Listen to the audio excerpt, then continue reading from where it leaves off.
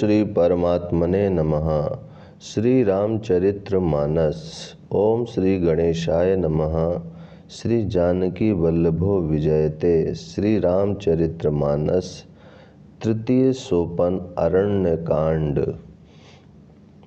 धर्म रूपी वृक्ष के मूल विवेक रूपी समुद्र को आनंद देने वाले पूर्णचंद्र, वैराग्य रूपी कमल के विकसित करने वाले सूर्य, पाप रूपी घोर अंधकार को निश्चय ही मिटाने वाले, तीनों तापों को हरने वाले, मोह रूपी बादलों के समूह को छिन्न भिन्न करने की विधि क्रिया में आकाश से उत्पन्न पवन स्वरूप ब्रह्मा जी के वंशज आत्मज तथा कलंक नाशक महाराज श्री रामचंद्र जी के प्रिय श्री शंकर जी की मैं वंदना करता हूँ, जिनका शरीर जल युक्त मेघों के समान सुंदर श्याम वर्ण एवं आनंद घन है, जो सुंदर वल्कल का पीत वस्त्र धारण किए हैं, जिनके हाथों में बाण और धनुष है, कमर उत्तम तरकस के भार से सुशोभित है, कमल के समान विशाल नेत्र हैं और मस्तक पर जटाजूट धारण किए हैं। उन अत्यंत शोभायमान श्री सीता जी और लक्ष्मण जी सहित मार्ग में चलते हुए आनंद देने वाले श्री रामचंद्र जी को मैं भजता हूँ। हे पार्वती, श्री राम जी के गुण हैं, पंडित और मुनि उन्हें समझकर वैराग्य प्राप्त करते हैं, परंतु जो भगवान से विमुख है और जिनका धर्म में प्रेम नहीं है, वे महामूढ़ उन्हें सुनकर मोह को प्राप्त होते हैं। पूर्ववासियों के और भरत जी के अनुपम और सुंदर प्रेम का मैंने अपनी बुद्धि के अनुसार गान किया। अब देवता, मनुष्य और मुनियों के मन को भाने वाले प्रभु श्री रामचंद्र जी के वे अत्यंत पवित्र चरित्र सुनो, जिन्हें वे वन में कर रहे हैं। एक बार सुंदर फूल चुनकर श्री राम जी ने अपने हाथों से भांति भांति के गहने बनाए और सुंदर स्फटिक शिला पर बैठे हुए प्रभु ने आदर के साथ वे गहने श्री सीता जी को पहनाए। देवराज इंद्र का मूर्ख पुत्र जयंत कौवे का रूप धरकर श्री रघुनाथ जी का बल देखना चाहता है, जैसे महान मंद बुद्धि चींटी समुद्र का था पाना चाहती हो। वह मूढ़ मंद बुद्धि कारण से भगवान के बल की परीक्षा करने के लिए बना हुआ कौवा सीता जी के चरणों में चोंच मार कर भागा। जब रक्त बह जला तब श्री रघुनाथ जी ने जाना और धनुष पर शीख सरकंडे का बाण संधान किया। श्री रघुनाथ जी, जो अत्यंत ही कृपालु हैं और जिनका दीनों पर सदा प्रेम रहता है, उनसे भी उस अवगुणों के घर मूर्ख जयंत ने आकर छल किया। मंत्र से प्रेरित होकर वह ब्रह्म बाण दौड़ा। कौवा भयभीत होकर भाग चला। वह अपना असली रूप धरकर पिता इंद्र के पास गया, पर श्री राम जी का विरोधी जानकर इंद्र ने उसको नहीं रखा।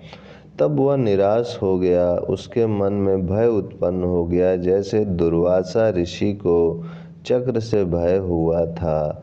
वह ब्रह्मलोक, शिवलोक आदि समस्त लोकों में थका हुआ और भय शोक से व्याकुल होकर भागता फिरा, पर रखना तो दूर रहा, किसी ने उसे बैठने तक के लिए नहीं कहा। श्री राम जी के द्रोही को कौन रख सकता है। काकभुसुंडी जी कहते हैं, हे गरुण सुनिए, उसके लिए माता मृत्यु के समान, पिता यमराज के समान और अमृत विष के समान हो जाता है।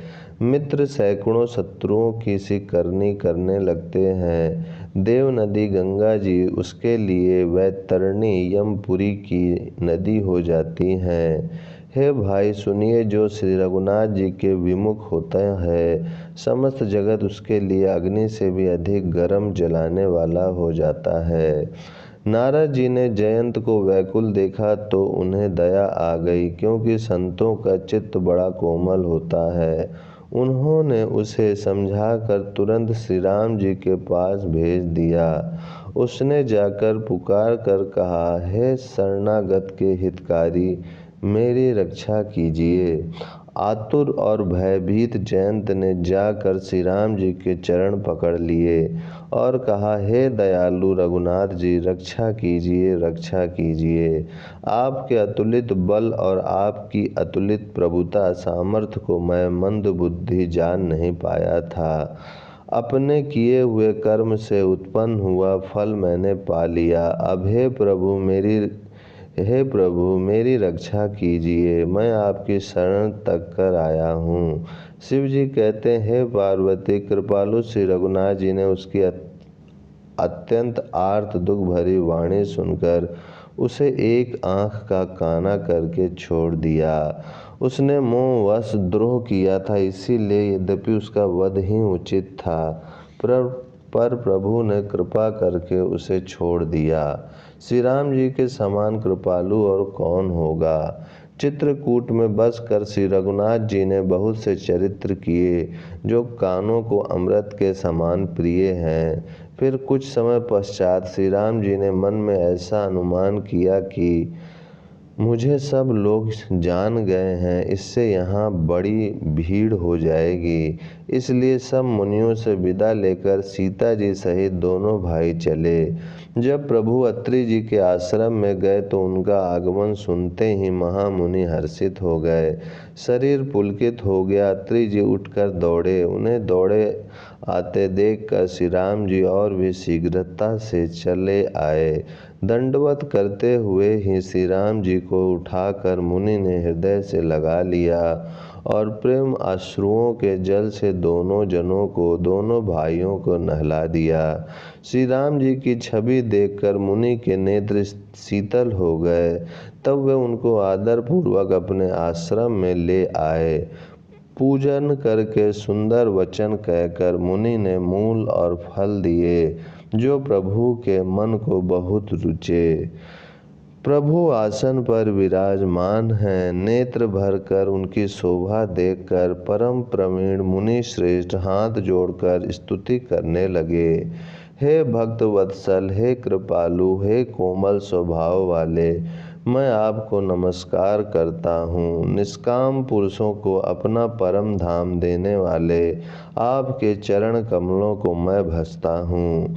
आप नितांत सुंदर श्याम संसार आवागमन रूपी समुद्र को मथने के लिए मंदराचल रूप फूले हुए कमल के समान नेत्रों वाले और मद आदि दोषों से छुड़ाने वाले हैं। हे प्रभु, आपकी लंबी भुजाओं का पराक्रम और आपका ऐश्वर्य अप्रमेय, बुद्धि के परे अथवा असीम है। आप तरकस और धनुष बाण धारण करने वाले तीनों लोकों के स्वामी हैं। ओम शांति शांति शांति।